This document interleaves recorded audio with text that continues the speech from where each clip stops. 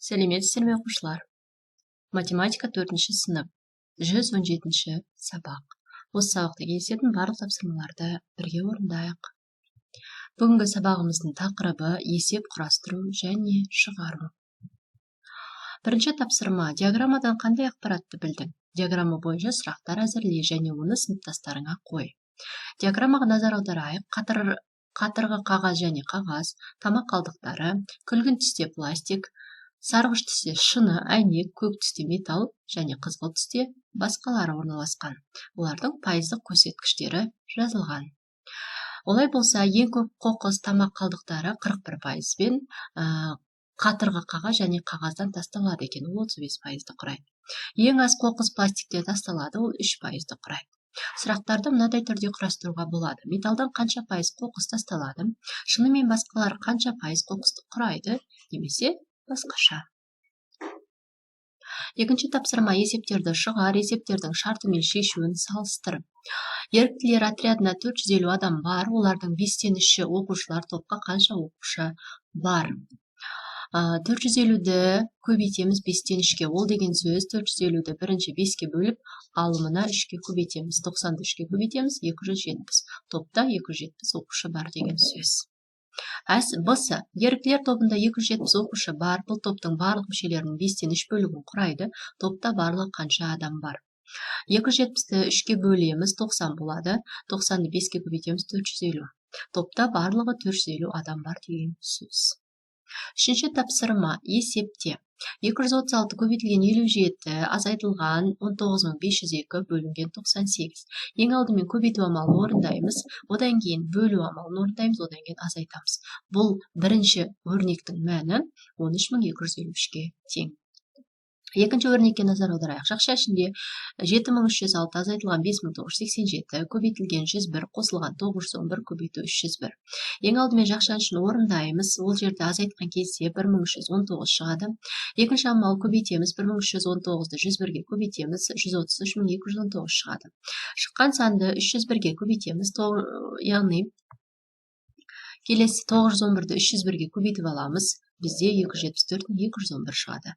274.211-ге 133.219-ды қосамыз, 470.430 шығады. Қоқыс жинауға арналған қалталарды сатып алуға еріктілер 10.000 теңге бөлді. Бұл ақшаның 4-3 бөлігі жұмсалды. Қанша ақша жұмсалды?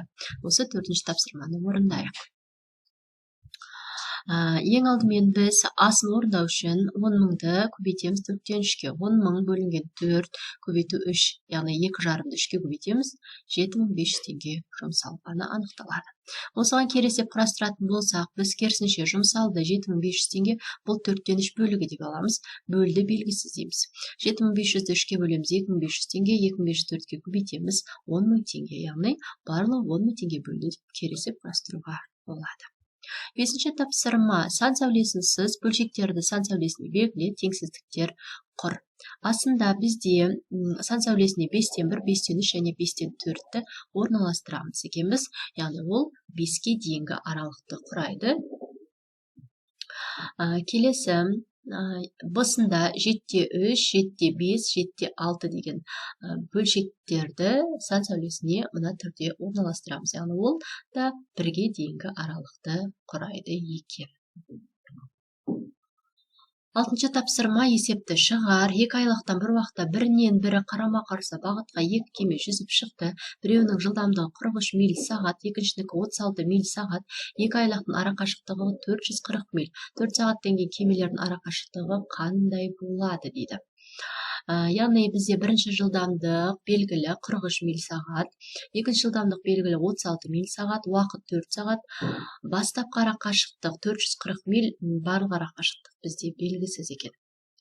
Ол үшін S1-ді табу үшін V1 көбейтілген Т формуласын қолданып, 43-ті 4-ке көбейтеміз, 172 мильді құрайды. S2-ні табу үшін V2-ні Т-ға көбейтеміз, 36-ті 4-ке көбейтеміз, 444 миль болады.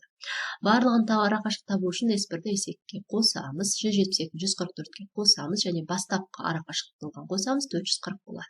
756 мильді құрайды. Көшелердің арақашықтығы 756 миль. Жетінші тапсырма есепті шығар. Қоқысты өңдейтін тығыздауыштың массасы 100-62 тоннаға, ал оның қорабының массасы 100-2 тоннаға тең. Тығыздауыштың қораппен бірге алғандағы массасы қаншаға тең? Шартын құрастырып алғаннан кейін бұл жерде берілген, бөлшекті түрде берілген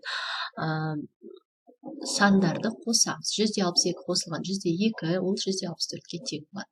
Престің қораппен бірге алғандағы массасы 164-ке тең екен. 8-ші тапсырма есепті шығар. Болаттың жинақ сандықшасында 6000 теңге бар. Ол бұл ақшаға сағат сатып алуды жоспарлады. Дүкенде сағаттың кейбір үлгілерін жеңілдікте жарияланған. Болат қай сағат сатып алады? Ол қанша ақша үнемдейді? Оның қанша ақшасы қалады? Олай болса, біз пайыздық көрсеткішпен есептеп көрейік. Бірінші нұсқасы 6000-ді 100-ге бөліп 10-ға көбейтеміз. 600 теңге. 6000-нан 600-ды азайтатын болсақ 5400 теңге. Бұл 10% жеңілдікпен оның бағасы 5400 теңгені құрайды. Ол бұны ала алады. Келесі екіншісін көрейік. 900-ді бөлеміз 100-ге көбейтеміз 30-ға. Себебі ол 30% жеңілдік түсініп тұр. Бұл 2700 теңгені құрайды. Яғни 9000-нан 2700 азайтсақ 6300 теңге. Яғни жеңілдікпен бағасы 6300 теңге. Мына екінші сағаттың бағасы. Үшінші сағаттың құны 20000 теңге. Бұған 50% жеңілдік ұсынып тұр. Сондықтан 20000-ды 100-ге бөліп 50-ге көбейтеміз. Ол 10.000 теңгені құрайды. 20000-нан 10.000-ды алатын болсақ 10.000 теңге қалады екен. Бұл 50% жеңілдікпен оның бағасы. Яғни Болат 6000 теңге тұратын сағатты 10% жеңілдікпен 5400 теңгеге сатып алады. Ол 600 теңге үнемдейді қалтасында, 600 теңге қалады деген сөз. Ал басқа сағаттарды алуға оның ақшасы жетпейді. 9-шы тапсырма есепті шығар. Қалада 2 тонна 700 килограмм темір сынықтары жиналды. Оның 59 бөлігін студенттер, ал 19 бөлігін оқушылар жинады. Студенттердің жинаған темір сынықтарының массасы оқушылар жинағаннан неше есе артық? Есепті әртүрлі тәсілмен шығарып көрейік. Яғни шартын жазып алғаннан кейін бірінші тәсіл біз 2 тонна 700 килограммды килограммға айналдырамыз, ол 2700-ді береді. 2700-ді 9-ға бөліп 5-ге көбейтеміз, ол деген сөз, яғни 300-ді 5-ге көбейтеміз, 1500 килограмм. Келесі 2700-ді 9-ға бөліп 1-ге көбейтеміз, ол 300 килограмм оқушылардың жинағаны. Одан кейін 1500-де 300-ді азайтамыз, 1200 килограмм артық. Яғни студенттердің жинағанынан оқушылардікіне қарағанда 1200 теңге артық. Немесе екінші мына тәсілмен шығара аласыздар. 10-шы тапсырма ойлан және жауап бер. Кітап пен бет белгі бірге 1000 теңге тұрады. Кітап бет белгі қарағанда 700 теңге қымбат. Кітап пен бет белгінің әрқайсысы неше теңге тұрады екен. Бұны біз теңге түрінде шығарамыз. Яғни x қосылған 700 тең 1000 деп аламыз. Мына екеуін қосып аламыз. 2x қосылған 700 тең 1000 болады. 2x тең 1000 азайтылған 700, екеуін азайтамыз 300-ге тең болады. 300-ді 2-ге бөлеміз, 150 теңге. 150-ді 700-ге қосамыз, 850 теңге бұл кітаптың бағасы. Бет белгі 150, кітап 850 теңге тұратыны анықталады. Және соңғы үй тапсырмасы, бұл 11-ші тапсырма есепті шығар дейді. Асы 600 теңгеге сауда жасалды. Бұл бастапқы ақша сомасының 3-тен 2 бөлім құрайды. Бастапқы соманы тап. 600-ды 2-ге бөлеміз, 300 теңге болады. 300-ді 3-ге бөлеміз, 900 теңге болады. Бастапқы сомасы 900 теңге. Осыған қарап отырып кері есеп құрастыратын болсақ, бастапқы сома 900 деп аламыз. Сауда жасалды белгісіз 3-тен 2 бөлігіне дейміз. 900 көбейтілген 3-тен 2, яғни 900-ды 3-ге бөліп 2-ге көбейтеміз. Бұл 600 теңгеге құрайды. 600 теңгеге сауда жасалды деп кері есеп құрастыруға болады. Олай болса, бүгінгі сабағымызды аяқтаймыз. Менің каналыма тіркелуді ұмытпа. Келесі кездескенше сау болыңыз.